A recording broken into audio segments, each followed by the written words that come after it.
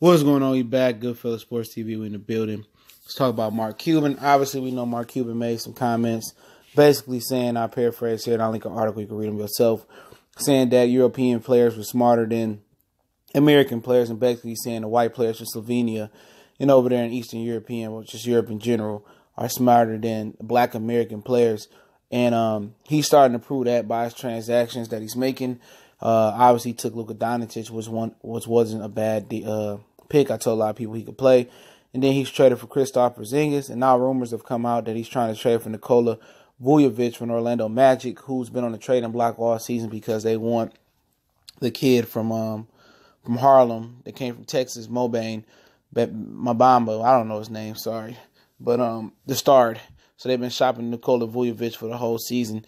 He's been having a great season with the Orlando Magic, but they're ready to move on from him. And Mark Cuban is trying to put his super white team together. And he got a long history of, having some racial issues. I mean, going back to Kenyon Martin, calling him a thug and a punk to his mama's face. And, and then you go back to the sexual rumors they had, sexual assault rumors in the Dallas Mavericks organization they had that they covered up real quick and just spoke on ESPN for a minute. And like I said before, they trying to make the black face or the black person, man, the face of domestic violence and sexual assault. But you go down to the Carolina Panthers, you go out to Dallas, and you hear those stories, and then talking about the racist story over there with Donald Sterling and stuff of that nature. Like, come on, all right?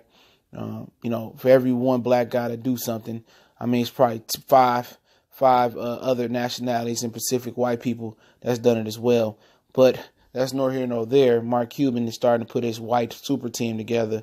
And at the end of the day, I want to see how it go for him. All right. I want to do his players feel the racial tension from him. Yeah, he tried to play the role and as a nice owner and stuff of that nature, but he's 100% certified racist in my opinion. Okay. You come out and basically say, oh, black players ain't smarter than Slovenia players. They need to go over Slovenia for a year and play. And I'll tell you exactly what he said. He said the Dallas Mavericks owner, Mark Cuban, I'm going to go to the quote. Give me a minute. I ain't going to start off the whole article, but I'll link the article I'll link the article in the description. He said it's important because you're used to people being older than you, but I think he just learned how to play basketball, and that's the biggest gift. He's talking about Luka Doncic right here. When you're gifted as he is and you actually learn how to play the game, if you look at the basketball education of kids starting at 11 years old in Europe, in particular Slovenia, which is basketball oriented, if we took our best kids in 7 years before they are McDonald's All-Americans and we sent them over to Slovenia to get education, the league will be 1,000 times better. They just learn how to play basketball while our guys learn how to dunk and put together mixtapes, okay? If that's the case, why any more Slovenia players in the NBA? Why in the NBA 75, 85% Slovenia white players, okay? Why is the NBA 80%, 75% black then, or American-born based players, okay? If they were so much better, why ain't the Slovenian league the number one basketball league in the world, all right? At the end of the day, every fucking blue moon you get a player from Eastern Europe that come to the NBA actually get it done, okay? It's more that come over here that fail than they succeed, okay?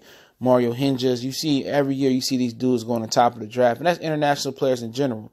You see all these great international players that's supposed to be the best, Darko Milicic, they come over here and fail and don't do jack shit, okay? That's just, I mean, if he didn't have a racial history of calling Kenyon Martin a thug, a punk, or if he didn't come off as a racist to most people that know it, these people will probably glance over this, but at the end of the day, a racist is always going to tell on himself, okay? And that's just what the situation holds, man. And now he's trying to put his great Big Three Slovenian team together, and we'll see how far they get, all right? I want to see if they make it to the championship. I want to see if they beat the stupid, dumb, black American AAU playing basketball player, okay? Because last time I checked, LeBron James was the smartest NBA player in the league, okay? Period. All right? So last time I checked, the Slovenia player has never been the best player in the NBA or Eastern European. Dirk Nowitzki was never the best player in the NBA, okay? I mean, I guess we just a whole bunch of dumb players. All I do is dunk and just do dumb stuff like that, all right? You know, at the end of the day, they always gonna tell on each other, on themselves, man. They always gonna identify. You always gonna be able to identify if you can look and take the hints what these races really think, and Mark Cuban is one of them. Okay, you know, but let's see how it work out for them. I mean, they a lot of the good players, Vučević, Porzingis, and Doncic. You know, we'll see what they do. Can they defend? Can they put a championship in Dallas around those big three? We'll see, man. You know, and I would love to hear, you know, what the players for the Dallas Mavericks, they used to play for them, think about Mark Cuban, you know, off the record, all right? Because on the record, they're going to try to play the role, and they don't want to get put out the league or fined or suspended. You know, off the record, I want to know what they think about him. Okay? You know, I really do. But that's what he feels. You know, he feels that basketball is played at a higher intellectual level over there in Europe, in Eastern Europe in general.